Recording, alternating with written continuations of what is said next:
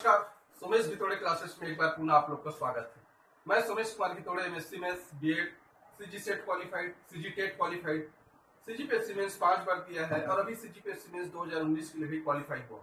एक बार मैंने रेलवे का एनटीपीसी ग्रेजुएशन लेवल का मेंस भी दिया है और अभी सीजी व्यापम के जरिए लेक्चरर मेंस की पोस्ट पर मैं सिलेक्टेड हूँ और वर्तमान में सीजी व्यापम के जरिए ही हायर एजुकेशन डिपार्टमेंट में गवर्नमेंट कॉलेज में लेफ्ट टेक्नीशियन की पोस्ट पर पोस्टेड हूँ। इस प्रकार कुछ प्रतियोगी परीक्षाओं का मुझे अनुभव है जिसके आधार पर मैंने यह वीडियो बनाने का प्रयास किया। आशा करता हूं कि वीडियो लेक्चर आपको पसंद आए। मैंने छत्तीसगढ़ के अलग अलग टॉपिक में बहुत सारे वीडियो अपलोड किए हुए हैं जिसका लिंक भी मैंने डिस्क्रिप्शन बॉक्स पर दिया है। आप वहां जाकर देख सकते हैं और पसंद आए तो जरूर से लाइक कीजिए, शेयर कीजिए और सब्सक्राइब करें। साथ ही साथ कमेंट करके भी मुझे बताइए कि वीडियो आपको कैसा लगा। ये जो मेरा चैनल है बिल्कुल फ्री चैनल है, तो आप अधिक से अधिक शेयर करें और सब्सक्राइब करें। मैंने करंट अफेयर्स और नोट्स के लिए टेलीग्राम चैनल भी ओपन किया है जिसका लिंक मैंने डिस्क्रिप्शन बॉक्स पर दिया है। आप उसे डाउनलोड कर मुझे ज्वाइन कर सकते हैं। चलिए आज छत्तीसगढ़ का जो पंचायती राज व्यवस्था है इसमें नगरीय प्रशासन के अंतर्गत नगर पंचायत के बारे में परीक्षा की दृष्टि से एक नजर डालेंगे कि नगर पंचायत की संरचना कैसी होती है, कौन कौन सदस्य होते हैं, समिति कौन कौन सी होती है, उसकी पूरी परीक्षा की दृष्टि से उस पर एक हम नजर डालेंगे। इनसे संबंधित प्रश्न परीक्षा में अक्सर पूछे जाते हैं, चाहे सीजी व्यापम हो चाहे सीजीपीएससी हो। चलिए वीडियो लेक्चर हम प्रारंभ करते हैं। नगर पंचायत, इसके पहले हमने देखा कि पंचायती राज में पंचायती व्यवस्था में ग्राम पंचायत, जनपद पंचायत और जिला पंचायत। आज हम देखेंगे नगर पंचायत। नगर पंचायत ग्राम पंचायत थोड़ा सा बड़ा हिस्सा है। वो ग्राम पंचायत के स्तर से ऊपर उठकर नगर पंचायत बनने की ओर प्रवृत्त होने की जो उनका स्तर है, जैसे उनका जनसंख्या उस अनुरूप होना चाहिए कि वो नगर पंचायत बनने की ओर अग्रसर हो। नगरीय क्षेत्र और ग्रामीण क्षेत्र के बीच का जो हिस्सा है वो आपका संक्रमणशील क्षेत्र कहलाता है, तो वही स्थिति नगर पंचायत की है। इसकी अधिसूचना, नगर पंचायत की अधिसूचना राज्यपाल जारी करता है। याद रखिए, राज्यपाल, इस बिंदु को याद रखिए, राज्यपाल अधिसूचना जारी करता है और जनसंख्या 5000 से लेकर 20,000 तक की जनसंख्या यदि है तो उसको नगर पंचायत घोषित किया जा सकता है। अभी छत्तीसगढ़ में टोटल 109 नगर पंचायत है। याद रखेंगे 109 नगर पंचायत है और इनका जो प्रशासनिक अधिकारी होता है वो सीएमओ होता है, चीफ म्युनिसिपल ऑफिसर, जो कि राज्य शासन द्वारा नियुक्त किया जाता है। अब इसमें देखते हैं कुछ बातें नगर पंचायत में निर्वाचन से संबंधित। इसमें निर्वाचन सदस्य में पार्षद आते हैं, फिर नगर पंचायत का अध्यक्ष आता है और उपाध्यक्ष आता है। पार्षद और अध्यक्ष इन दोनों का निर्वाचन, पार्षद का निर्वाचन डायरेक्ट होता है। याद रखेंगे, पार्षद प्रत्यक्ष निर्वाचित होता है जबकि अध्यक्ष का निर्वाचन डायरेक्ट नहीं होता, बल्कि अब उसका विधि बदला गया है, अब उसका निर्वाचन अप्रत्यक्ष होगा। और उपाध्यक्ष भी अप्रत्यक्ष चुने जाते हैं पार्षदों के बीच से। तो इस प्रकार केवल निर्वाचन पार्षदों का होगा, मतदाता केवल पार्षद के लिए वोटिंग करेंगे और पार्षद में से ही कोई अध्यक्ष और उपाध्यक्ष बनेगा, वो अप्रत्यक्ष निर्वाचन कहलाता है। उसकी एक व्यवस्था है, जैसे अधिसूचना जारी करता है राज्य निर्वाचन आयोग, उसके बाद ये अपना नामांकन फॉर्म भरते हैं। नामांकन फॉर्म भरते समय पार्षद हैं, जमानत राशि प्रस्तुत करते हैं, शपथ पत्र प्रस्तुत करते हैं, एक घोषणा पत्र प्रस्तुत करते हैं और उनका एक ये प्रस्तावक होते हैं। तो याद रखिए, प्रस्तावक में जमानत राशि नगर पंचायत के जो सदस्य हैं, वार्ड के पार्षद, उनके लिए 1000 रुपया है जनरल कैटेगरी के, और आरक्षित वर्ग में SC, ST, OBC और महिला, इनके लिए 500 रुपया है। इसको भी आप याद रखेंगे। और ये प्रस्तावक पार्षद का जो वार्ड से खड़ा होते हैं, तो उसका जो प्रस्तावक होता है संबंधित वार्ड का ही कोई मत डालने वाला व्यक्ति होना चाहिए जिसको मताधिकार मिला हो। मतदाता उस वार्ड का वही उस पार्षद के लिए प्रस्तावक हो सकता है। इसी प्रकार यदि चूंकि अब पार्षद की ही होता है, लेकिन पहले अध्यक्ष का होता था, तो अध्यक्ष पूरे उस नगर पंचायत क्षेत्र का कोई भी हो सकता था मतदाता। और उसके बाद इसके लिए कुछ सीमा भी निर्धारित की गई है कि एक पार्षद है 50,000 से अधिक चुनाव में अपना खर्च नहीं कर सकता, व्यय की सीमा है 50,000, इसको भी आप याद रखिए। इसके बाद एक प्रक्रिया होती है, निर्वाचन होता है, बहुमत के आधार पर फैसला होता है, पार्षद बनते हैं, फिर उसकी एक प्रक्रिया है अध्यक्ष उपाध्यक्ष बनने की, वो किया जाता है। और इसके बाद इसमें आपका 2 जगह से यदि वो निर्वाचन के लिए खड़ा हो तो हो एक ही वार्ड से, तो ऐसा नहीं हो सकता, एक ही जगह से उसको खड़ा होना पड़ेगा, एक उसको वापस लेना पड़ेगा, ऐसा है। यदि आरक्षण की बात करें तो आरक्षण भी इसमें आरक्षण का प्रावधान है जनसंख्या के अनुपात में, याद रखेंगे इसमें, जिसमें अध्यक्ष के लिए भी होता है, पार्षदों के लिए भी वार्ड वाइज होता है, यह भी आरक्षण के नियम का पालन किया जाता है इसमें। अब इसमें की संरचना देखते हैं, नगर पंचायत की संरचना किससे किससे मिलकर बनती है। नगर पंचायत में पार्षद प्रत्यक्ष निर्वाचित होता है, पार्षद होता है, अध्यक्ष अप्रत्यक्ष निर्वाचन किया जाता है जो कि पार्षद में से कोई होता है, ये रहते हैं। 2 मनोनीत सदस्य होते हैं उस नगर पंचायत क्षेत्र के, जो नगरीय निकाय के बारे में रुचि रखते हो या उनको जानकारी होती हो, ऐसे 2 सदस्य मनोनीत किए जाते हैं। लोकसभा का मेंबर होता है, लोकसभा सदस्य, सांसद, और जो कि उस नगरीय निकाय क्षेत्र के अंतर्गत उसका निर्वाचन क्षेत्र आता हो। उसी प्रकार विधानसभा सदस्य का भी सदस्य होता है, एमएलए विधायक, जो कि उसका निर्वाचन क्षेत्र उस नगरीय क्षेत्र के अंतर्गत आता हो। और राज्यसभा सदस्य, जिसका निर्वाचन क्षेत्र उस नगरीय क्षेत्र के अंतर्गत मतदाता सूची में उसका नाम दर्ज होना चाहिए, उस क्षेत्र में ये सदस्य होते हैं। तो इस प्रकार इतने लोगों से मिलकर नगर पंचायत की संरचना बनती है। और इसके बारे में मैंने बताया कि पार्षद का डायरेक्ट निर्वाचन होता है और अध्यक्ष का अप्रत्यक्ष निर्वाचन होता है। इसके बाद कुछ और बिंदु है, जैसे शपथ यदि वो निर्वाचित हो जाते हैं तो शपथ किसके पास लेंगे। अध्यक्ष और पार्षद ये दोनों एसडीएम अनुविभागीय अधिकारी के समक्ष शपथ लेते हैं, इसको याद रखिए, शपथ में।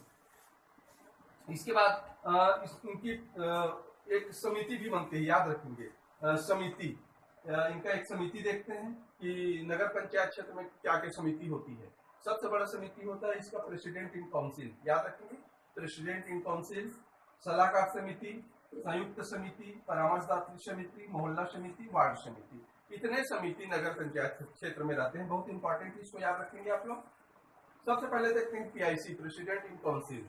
एक अध्यक्ष होता है इसमें, जो अध्यक्ष होगा, और 5 पार्षद सदस्य होंगे। टोटल 6 सदस्य होते हैं प्रेसिडेंट इन काउंसिल में, याद रखिए, टोटल 6 सदस्य, जिसमें से 5 पार्षद होंगे और एक अध्यक्ष होगा। और प्रेसिडेंट इन काउंसिल का अध्यक्ष, जो नगर पंचायत का अध्यक्ष होता है, वही होता है, इसको भी आप याद रखेंगे। अब ये जो 5 सदस्य हैं, इसके लिए 5 अलग अलग समिति का भी प्रावधान किया गया है, उनके मेंबर होते हैं 5 समिति, जिसमें कुछ समिति की बात मैं बताता हूँ। 5 समिति में आवास, पर्यावरण एवं जल कार्य के लिए समिति है। दूसरा है स्वास्थ्य, चिकित्सा, शिक्षा और सार्वजनिक वितरण प्रणाली के संबंध में जो समिति होती है वो रहता है। तीसरा है राजस्व एवं बाजार समिति होता है, राजस्व बाजार समिति। चौथा है आपका शिक्षा एवं महिला बाल विकास समिति, और एक है पुनर्वास एवं नियोजन समिति। इस प्रकार ये 5 समितियां होती है प्रेसिडेंट इन काउंसिल में, इन 5 सदस्यों के लिए, जिनके वो मेंबर होते हैं, और फिर प्रत्येक समिति के वो सभापति भी बनते हैं, इसको भी आप याद रखिए। दूसरा समिति होता है, और ये सबसे बड़ा समिति है प्रेसिडेंट काउंसिल, और महत्वपूर्ण निर्णय इसी समिति में लिए जाते हैं, इसको याद रखेंगे। उसके बाद है सलाहकार समिति। अभी जितना विभाग है, 5 विभाग है, तो 5 विभाग के लिए, प्रत्येक विभाग के लिए अलग अलग सलाहकार समिति गठित की जाती है आवश्यकता के अनुसार। और इसमें 3 पार्षद होते हैं, याद रखिएगा, सदस्य कितने होंगे, 3 पार्षद होंगे। और ये ऐसे पार्षद होंगे जो कि इस पीआईसी के मेंबर नहीं होंगे। प्रेसिडेंट इन काउंसिल के जो सदस्य होते हैं वो सलाहकार समिति के सदस्य नहीं हो सकते। इनको छोड़कर बाकी 3 पार्षदों को सलाहकार समिति में रखा जाता है, इसको भी आप याद रखेंगे। और यह समिति कुछ विशेष मामलों में सलाह देने के लिए बनाई जाती है, सलाहकार समिति। उसके बाद है एक वार्ड समिति। प्रत्येक वार्ड, जितना वार्ड है वो कई वार्ड को मिलाकर एक समिति बनाया जाता है, और पार्षद उसके सदस्य होते हैं, और साथ ही साथ वहाँ के जो 2 मतदाता हैं उस वार्ड के, वो भी उनको सदस्य मनोनीत किया जाता है, इसको भी आप याद रखेंगे। वार्ड समिति जो कि वार्ड के संबंध में जो भी सुविधाएं हैं, वहाँ आवश्यकता है, उसके अनुरूप वो निर्णय करती है। उसके बाद मोहल्ला समिति, वार्ड के अंदर मोहल्ला होता है, तो उन प्रत्येक वार्ड में मोहल्ला समिति का गठन उस वार्ड का पार्षद करता है, उसके माध्यम से और मोहल्ले की जो समस्या है उसको अवगत कराता है और मोहल्ला का जो सदस्य होते हैं मतदाता सदस्य उनको भी उनका मेंबर बनाया जाता है। इसको भी आप याद रखेंगे। परामर्शदात्री समिति, ये भी पार्षदों की एक समिति होती है और किसी विशेष मामलों में परामर्श लेने के लिए, जांच करने के लिए या सिफारिश देने के लिए आवश्यकता के अनुसार ये समिति गठित की जाती है पार्षदों के लिए। ये आवश्यक नहीं है लेकिन वो कर सकते हैं। एक संयुक्त समिति की, ये भी संयुक्त समिति मतलब बहुत सारे मुद्दों को लेकर कोई समिति बनाई जाती है तो वो संयुक्त समिति कहलाती है। तो इस प्रकार प्रेसिडेंट इन काउंसिल में समिति में टोटल नगर पंचायत में इतने समितियां होती है, इसको आप याद रखेंगे। इसके बाद अब देखते हैं हम इसी में गण पूर्ति की बात आती है। जैसे समिति है और प्रेसिडेंट इन काउंसिल है, तो प्रेसिडेंट इन काउंसिल में आधा सदस्य का उपस्थिति होना आवश्यक है गण पूर्ति के लिए, कोरम के लिए। कोई भी यदि प्रस्ताव पास होता है तो जितने मेंबर होते हैं उसके आधे सदस्य उपस्थित होंगे तभी वो प्रस्ताव पास होगा। जबकि समिति है, जैसे 5 समिति का गठन किया गया है, इसमें 1/3 सदस्य का होना आवश्यक है। तो ये 2 गण पूर्ति का भी आप देख लेंगे, इंपॉर्टेंट है ये। अब इसके बाद देखते हैं पद मुक्ति की प्रक्रिया। पद से कैसे हटाया जाता है नगर पंचायत के सदस्यों को। इसमें है कुछ विधियां, जैसे प्रत्यावर्तन या रिकॉल कहा जाता है, त्याग पत्र, अविश्वास प्रस्ताव और पार्षद को पद से हटाने की प्रक्रिया। तो इतने प्रक्रिया को हम देखते हैं एक करके।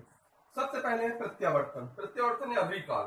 रिकॉल किसको किया जाता है? जो डायरेक्ट निर्वाचित होकर आते हैं उनके लिए प्रावधान है। जैसे डायरेक्ट निर्वाचन पहले अध्यक्ष का होता था, उसके लिए प्रावधान है कि पंचायत के 3/4 सदस्य का हस्ताक्षर युक्त प्रस्ताव, नगर पंचायत के 3/4 सदस्य, टोटल सदस्य का 3/4 यदि हस्ताक्षर करके प्रस्ताव कलेक्टर के पास भेजेंगे तो कलेक्टर राज्य शासन को प्रस्ताव देता है, राज्य शासन निर्वाचन आयोग को देता है और निर्वाचन आयोग फिर एक निश्चित डेट निर्धारित करता है। उस डेट पे फिर ये प्रत्यावर्तन की कार्यवाही की जाती है और ये गुप्त मतदान प्रक्रिया से होता है। इसको भी आप याद रखेंगे। इसमें प्रस्ताव है 2 वर्ष बाद ही लाया जाएगा, याद रखेंगे। प्रस्ताव 2 वर्ष बाद लाया जाता है प्रत्यावर्तन या रिकॉल का, और अध्यक्ष के लिए मात्र एक ही बार लाया जाएगा। एक अध्यक्ष के लिए एक बार ही रिकॉल लाया जाता है, इसको याद रखेंगे। और यदि इसके बाद पहले बार के नेक्स्ट होता है तो यदि आधा कार्यकाल उसका कंप्लीट होता है उसके बाद लाया जाता है। ये हो गया। उसके बाद है दूसरा है अविश्वास प्रस्ताव। अविश्वास प्रस्ताव में देखते हैं हम, ये उपाध्यक्ष के लिए लाया जाता है। उपाध्यक्ष के लिए अविश्वास प्रस्ताव 2 वर्ष बाद ही लाया जाएगा इस प्रस्ताव को भी, और यदि एक बार प्रस्ताव पास नहीं होता तो दोबारा फिर लाना है तो पुनः 1 वर्ष के बाद लाया जाएगा, ये नियम है। इसमें क्या होगा इसका देख लेते हैं कंडीशन। 1/6 सदस्यों द्वारा प्रस्ताव प्रस्तुत किया जाएगा। मान लीजिए 30 वार्ड के पार्षद हैं तो 30 का 1/6 5 होंगे, तो 5 सदस्य यदि दस्तखत करके प्रस्ताव करते हैं और फिर तब यह प्रस्ताव और जाएगा आगे कार्यवाही के लिए। और यदि 2/3 सदस्य द्वारा पारित हो जाएगा, 2/3 मतलब 30 का 2/3 मतलब 20 सदस्य, तो 20 सदस्य यदि आ गए तो प्रस्ताव पारित हो जाएगा। और ये सदस्यों की संख्या टोटल जितने मेंबर हैं, जैसे 30 है तो 30 का आधा होना चाहिए, आधा से अधिक, तो 30 का आधा 15 है तो 15 से अधिक तो ये 20 हो गया। तो इस प्रकार ऐसा कंडीशनल ये है, इसको भी आप याद रखेंगे। 1/6 सदस्य द्वारा प्रस्ताव प्रस्तुत किया जाएगा, 2/3 सदस्य द्वारा पारित होना चाहिए, जो कि कुल सदस्यों का आधा से अधिक होना चाहिए, ये भी कंडीशनल है। तो ऐसा करके ये अविश्वास प्रस्ताव पास होता है। इनको बाद में अवसर भी मिलता है अपील करने का। इसके बाद त्याग पत्र है। अध्यक्ष कलेक्टर को अपना त्याग पत्र देगा, जबकि उपाध्यक्ष और पार्षद अध्यक्ष को त्याग पत्र देंगे। इसको भी आप याद रखेंगे। उसके बाद पार्षदों को पद मुक्त करने की भी एक प्रक्रिया है। पार्षद को 2/3 संकल्प के हस्ताक्षरित पत्र द्वारा कलेक्टर द्वारा हटाया जाता है। समस्त पार्षद यदि 2/3 पार्षद एक प्रस्ताव देते हैं हस्ताक्षर के कलेक्टर के समक्ष, तो उसको हटाया जा सकता है कलेक्टर के द्वारा। साथ ही साथ कुछ और मामले हैं, जैसे दुराचरण, आरक्षण, गलत नीति का पालन किया गया है उनके लिए, या उन्होंने गलत जानकारी देकर चुनाव लड़ा है तो उसको हटाया जा सकता है। भ्रष्टाचार है, कोई झूठा शपथ पत्र दिया है तो भी हटाया जा सकता है।